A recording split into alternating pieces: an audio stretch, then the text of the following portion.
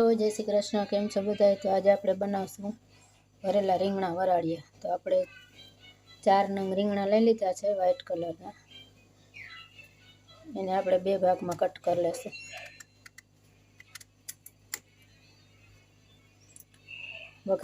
વઘારેલા શાકને ભૂલાવી દે એવું સરસ લાગે।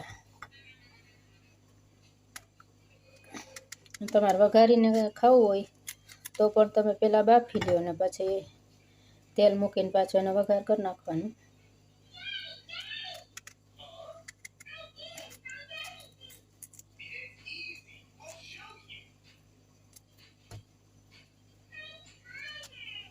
બસ મસાલો ભરવા માટે આપણે અંદર ચાકા કરી લેશું।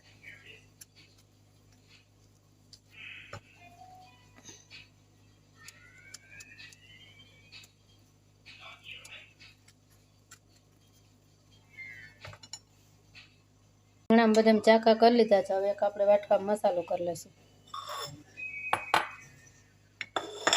તો ધાણા ભાજી નાખશું,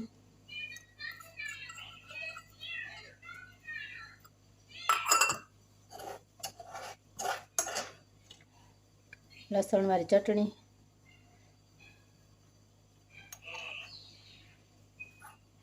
લસણ વધારે નાખવાનું એટલે સરસ લાગે।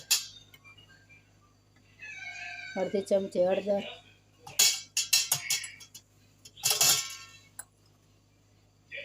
1 ચમચી ધાણા જીરું, પ્રમાણે મીઠું, તેલ નાખશું 2-3 ચમચી જેટલું, 3 ચમચી નાખ્યું છે। ચણાનો લોટ આ બધાને મિક્સ કરી લેશું।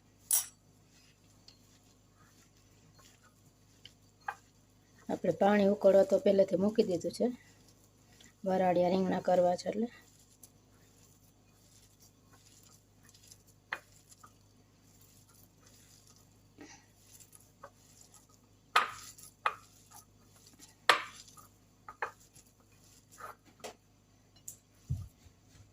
આપણે રીંગણા ભરી લેશું બધા।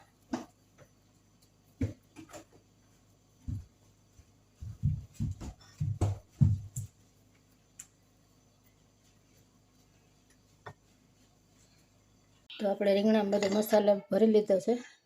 હવે આપણે વરાળમાં મૂકી દેશું। આટલો મસાલો વધ્યો છે તો આપણે વઘારેલું ખાવું હોય તો બફાઈ જાય પછી આ મસાલો વઘારી અને એમાં રીંગણા એડ કરી દેવાના। પાણીવાળો મસાલો કરીને આ ચાયણી લઈ લીધી છે, એમાં આપણે બટેકાઈ નાખવા છે એટલે આપણે બટેકા સુધારીને લઈ લીધા છે। એમાં રીંગણા મૂકી દેશું।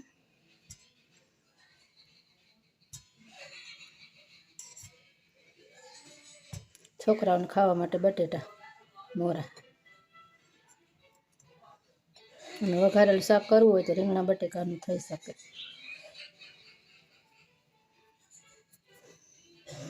એમાં આપણે પાણી મૂકી દીધું છે,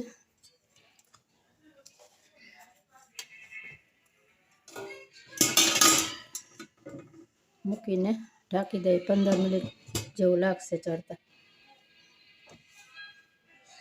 ગેસને ફૂલ કરી દઈએ આપણે।